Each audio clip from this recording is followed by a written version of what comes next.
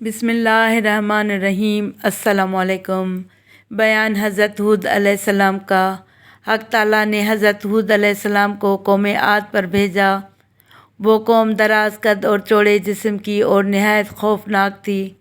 سب سے لمبا ان میں 100 گز کا اور ٹھگنا 60 گز کا تھا، اور وہ سب کے سب بت پرستی کرتے تھے اور خدا پرستی سے از حد بیزار تھے، اور پتھر کو تراش کر پہاڑوں میں اپنے مکان بناتے تھے، اور اپنی تنگ نظری اور سنگ دلی سے بتوں پر ایمان رکھتے تھے۔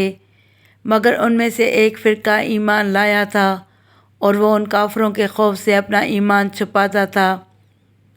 جب حضرت ہود علیہ السلام پند و نصیحت حد سے زیادہ ہوئے تو سب کافر حضرت ہود علیہ السلام کو ایذا دینے کے لیے آمادہ ہو گئے۔ جو لوگ ان پر ایمان لا چکے تھے انہوں نے حضرت ہود علیہ السلام کو اس بات کی اطلاع دی، تو حضرت ہود علیہ السلام نے جناب باری تعالیٰ میں ان کفار کے واسطے بد دعا کی۔ اس بد دعا کے نتیجے میں برسات موقوف ہو گئی اور زراعت سوکھ گئی، اور تقریباً 7 برس تک وہ کافر قحط سالی کی بلا میں گرفتار ہوئے اور بھوک و پیاس کے مارے زندگی سے بیزار ہوئے۔ حضرت ہود علیہ السلام نے ان لوگوں سے بہت ہی شفقت و محبت سے فرمایا کہ تم لوگ سب ایمان لے آؤ اور اپنے آپ کو دنیا کی آفت اور قیامت کی آتش سے بچاؤ، اور یہ سب آفتیں تم کو جو پہنچ رہی ہیں وہ تمہارے کفر کی وجہ سے نازل ہوئی ہیں، اور بت پرستی اللہ کے نزدیک سب سے برا کام ہے، اس سے بچو۔ جبکہ وہ لوگ ہمیشہ ہود علیہ السلام سے بڑی بے ادبی اور غصاخی سے کہتے تھے کہ ہم تمہارے کہنے سے اپنے بتوں کی پرستش نہ چھوڑیں گے اور اپنے دین باطل سے کبھی منہ نہ موڑیں گے۔ اور اس زمانے کا یہ دستور تھا کہ جس پر کوئی بڑی مشکل آتی تھی وہ سخت مہم میں مبتلا ہو جاتا تھا تو وہ حرم میں جا کر التجا کرتا تھا اور جناب الہی میں نہایت عاجزی کرتا تھا، لہٰذا اس کی دعا قبول ہوتی تھی۔ ان دنوں ایک قوم مکے میں رہتی تھی اور اپنے تئیں شریف اور رئیس مکہ اور سردار مکہ کہلاتی تھی۔ جب قوم عاد ان بلاؤں میں گرفتار ہوئے تو ان میں سے 70 رئیسوں نے مکہ جانے کا ارادہ کیا، اور وہ سب جانے کے واسطے تیار ہو گئے۔ ساری قوم نے ان کو یہ وصیت کی کہ مکہ میں جا کر دعا، استسقاء، باران رحمت مانگنے کی ہر شخص کوشش کرے۔ جب یہ لوگ اپنی مسافت منزلیں پوری کر کے مکہ پہنچے اور وہاں جا کر معاویہ ابن بکر کے گھر اترے تو وہ ان لوگوں کے واسطے طعام و شراب کی ضیافت کرنے اور مجلس عیش و عشرت سنوارنے لگے، تو یہ لوگ اپنی بھوک و پیاس کی مصیبت کو بھول گئے۔ کہاں کی دعا اور کہاں کا استسقاء، وہ سب کے سب دن رات راگ و گانا سننے لگے۔ ادھر ساری قوم نے ہود علیہ السلام سے کہا، اے ہود، ہم تیرے خدا کو ہرگز نہ مانیں گے۔ اگر تو ہم کو ڈراتا ہے عذاب سے تو کم از کم ہم کو اپنے خدا کو تو دکھا، وہ کیسا ہے جو ہم پر عذاب لائے گا، اور اگر تو نے ہم کو اپنے خدا کو نہ دکھایا تو ہم تجھے ضرور مار ڈالیں گے۔ یہ باتیں سن کر حضرت ہود علیہ السلام نے اپنے خدا کی درگاہ میں التجا کی اور کہا کہ خدایا مجھے ان کے ظلم سے بچا، کیونکہ مجھے ان کے ساتھ لڑنے کی طاقت نہیں، شاید یہ لوگ مجھے مار ڈالیں گے۔ اس قوم کے سردار کا نام عاد تھا۔ اس کے زمانے سے زمانہ طوفان تک 700 برس گزرے تھے۔ سب کے سب نافرمان تھے اور اپنی زبانوں سے یہ کہتے تھے، ترجمہ یعنی کون ایسا ہے زمین پر کہ ہم سے قوت زیادہ رکھتا ہو۔ جناب باری تعالیٰ سے حکم ہوا، ایک حدیث میں ہے کہ اے ہود، وہ 70 آدمی جو تجھ پر ایمان لائے ہیں ان کو اپنے ساتھ لے کر پہاڑ پر جاؤ۔ تب حضرت ہود علیہ السلام ان کو لے کر پہاڑ پر چلے گئے اور کہا، اے قوم، اب تم کو ہوا ہلاک کرے گی اور تم پر غضب الہی عن قریب آئے گا۔ وہ بولے، کون سی ایسی ہوا ہے جو ہم پر غالب ہوگی؟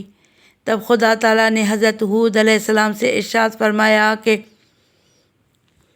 اپنی قوم سے کہہ، ترجمہ اے میری قوم، اپنے گناہ بخشواؤ اپنے رب سے اور پھر اپنے کو رجوع کرو اسی کی طرف تاکہ تم پر چھوڑ دے آسمان سے دھاریں اور زیادہ سے زیادہ تم کو دے، اور نہ پھر جاؤ تم گناہ گار ہو کر۔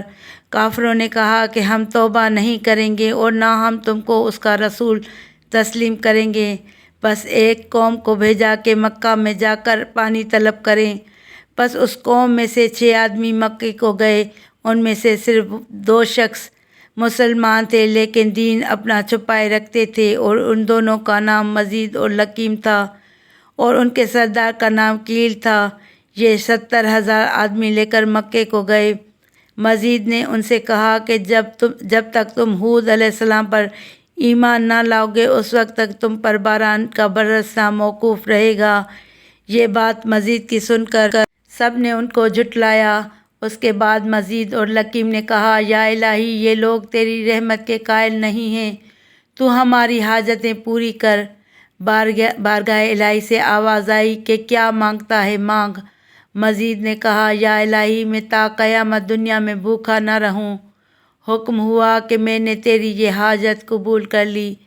بعد اس کے لکیم نے کہا، یا الہی، 7 دفعہ کی عمر مجھے عطا کر، جس کی عمر چاہوں ہتنا بعد بطن 3000 برس تک زندگانی کروں۔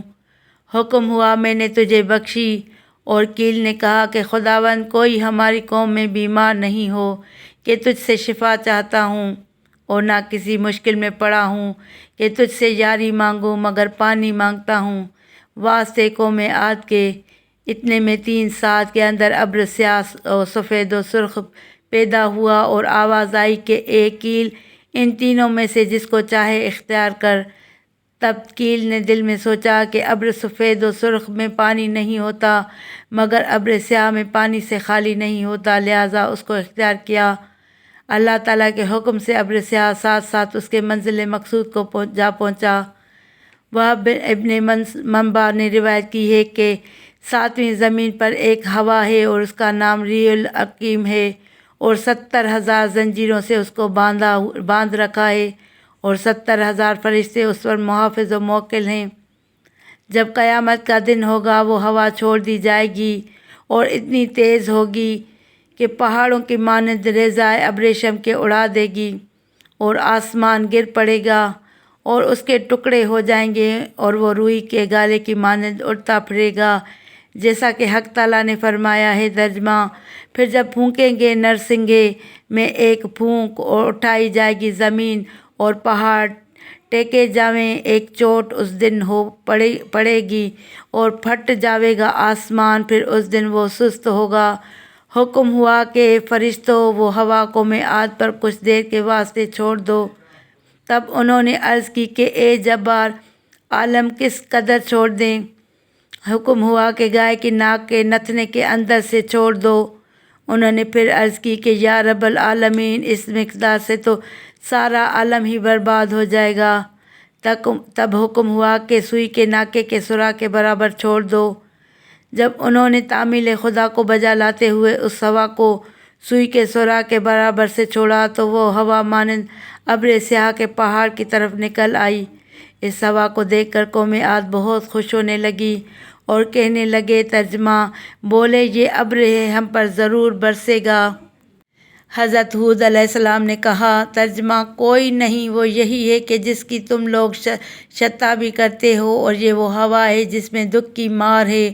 اور جب ہوا نکلی، کافروں نے کہا، اے ہود، تو نے جو خوشخبری پہنچائی کہ جس سے ہم خنک تر ہوں گے۔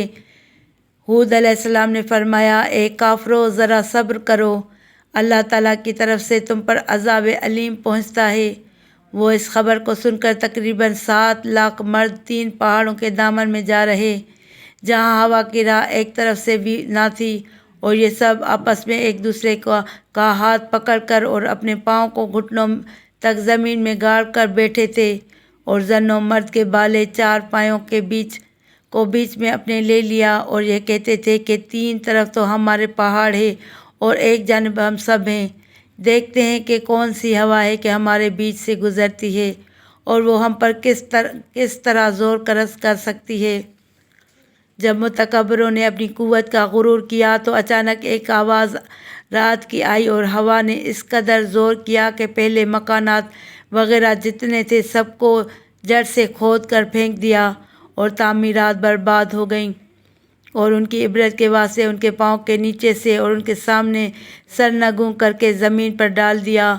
مثال اس کی جیسا کہ اللہ تعالیٰ فرماتا ہے۔ ترجمہ: یعنی پھر تو دیکھے لوگ ان میں سے بچھڑ گئے جیسے وہ جھنڈ ہیں کھجور کے کھوکھلے۔ پھر کیا دیکھا کہ ان میں کوئی بچ رہا، اور پتھر دھول خاک میں 1 برس تک پڑے روتے رہے، اور بھیانک اور خراب آواز ان کے رونے کی تھی۔ اور حضرت ہود علیہ السلام نے ایک خط زمین پر کھینچ کر مومنوں کو اس کے اندر رکھ لیا۔ ہوا نے بہت زور کیا، مگر جو لوگ کے مومن تھے ان کا ذرا برابر بھی اس ہوا سے کچھ نہ بگڑا، اور وہ صحیح سلامت رہے۔ سچ کہا ہے ترجمہ: جو شخص کے اللہ کا ہو جاتا ہے تو پھر اس کا بھی اللہ ساتھی ہوتا ہے۔ بعد میں حضرت ہود علیہ السلام مومنوں کو اپنے ہمراہ لے کر جرہم کے پاس گئے اور کہا کہ عذاب الہی تو نے دیکھا؟ اس نے کہا ہاں۔ تب حضرت ہود علیہ السلام نے فرمایا کہ کہہ لا الہ الا اللہ ہود رسول اللہ۔ وہ ملعون بولا کہ جب تک کہ تو اس قوم کو زندہ نہ کرے گا اس وقت تک میں تجھ پر ایمان نہ لاؤں گا۔ اور وہ مردود یہ کہہ ہی رہا تھا کہ اس وقت اس کے قدم نیچے ہوا نے اس زور کا تھپڑ دیا اور سخت عذاب نے آ کر اس کی ساری قوم کو ہلاک کر دیا۔ بس اس کے بعد حضرت ہود علیہ السلام تقریباً 400 برس تک زندہ رہے، اور اس کے بعد دنیا فانی سے رحلت فرمائی، اور ان کے دنیا سے چلے جانے پر تمام مومنین کافی عرصہ تک روتے رہے۔ اور مومنین حضرات نے نہایت احترام کے ساتھ حضرت ہود علیہ السلام کو دفن کیا۔ اور ایک روایت میں ہے کہ حضرت ہود علیہ السلام کے انتقال کے بعد ان کے ماننے والے مومنین 100 سال تک زندہ رہے۔ بعد اس کے ان لوگوں نے بھی انتقال کیا، اور ان کی اولاد بھی اپنے آبائی دین پر ایک عرصہ دراز تک قائم رہی، اور ایک کثیر آبادی سے وہ لوگ آباد ہوئے، اور دین و دنیا کی راہ مخلوق خدا کو بتاتے رہے۔ اتفاقاً ایک روز شیطان مردود ان کے پاس آیا، اور اس نے ان لوگوں سے کہا کہ تم سب کس کو پوجتے ہو؟ انہوں نے کہا زمین و آسمان کے خدا کو پوجتے ہیں۔ ابلیس لعین نے کہا کہ کیا تم خدا کو دیکھتے ہو؟ انہوں نے کہا نہیں۔ شیطان نے جو سن کر ان سے کہا کہ تم پتھر سے ایک بت بنا کر پوجا کرو تاکہ وہ روز قیامت تمہارے لیے شفیع ہووے۔ ان لوگوں نے ابلیس کی باتوں پر یقین کر کے ایک بت پتھر کا بنا کر میدان میں رکھ دیا، جیسا کہ اللہ تعالیٰ نے فرمایا۔ ترجمہ: اور کیسا کیا تیرے رب نے قوم سمود سے، جنہوں نے تراشے پتھر واسطے بت بنانے کے، اور ان کو وادی میں رکھ کر دیا فائدہ۔ وادی میدان ان کے مکان کا نام، اور ان لوگوں نے پہاڑوں کو کھود کر اپنے رہنے کے واسطے گھر بنائے تھے، اور اسی پتھر سے اپنے پوجنے کے واسطے بت بھی تراشے تھے، اور اس بت کے چاروں طرف چھید کر کے اس میں نقرہ بھر دیا تھا۔ بعد اس کے ابلیس نے کہا کہ تم سب اس کو سجدہ کرو، اور ابلیس کے کہنے سے سب لوگوں نے سجدہ کیا، اور وہ سب کافر ہو گئے، اور اسی جگہ ایک گنبد عظیم الشان بنا کر اسے معبد خانہ قرار دیا۔ ایک مچھر کو بھیجا، اس نے اس گنبد کو چھید کر کے بت کے اندر جا کر خرطوم اپنا اس کے سر میں چبو کر سمیت اس کو اٹھا کر دریائے محیط میں ڈال دیا۔ تمام کافر یہ حال دیکھ کر بہت متحیر اور پریشان ہوئے، اور کہنے لگے کہ اب ہم کس کو پوجیں گے؟ اس کے بعد اللہ تعالیٰ نے اسی قوم کی طرف حضرت صالح علیہ السلام کو بھیجا۔ بعض قصہ حضرت ہود علیہ السلام کے قصہ شداد لعین کا اپلوڈ کروں گی۔ ویڈیو اچھی لگے تو ویڈیو کو لائک کر کے چینل کو سبسکرائب کریں، اور گھنٹی کے نشان کو دبائیں تاکہ میری آنے والی ہر نئی ویڈیو کا نوٹیفیکیشن آپ کو سب سے پہلے ملے۔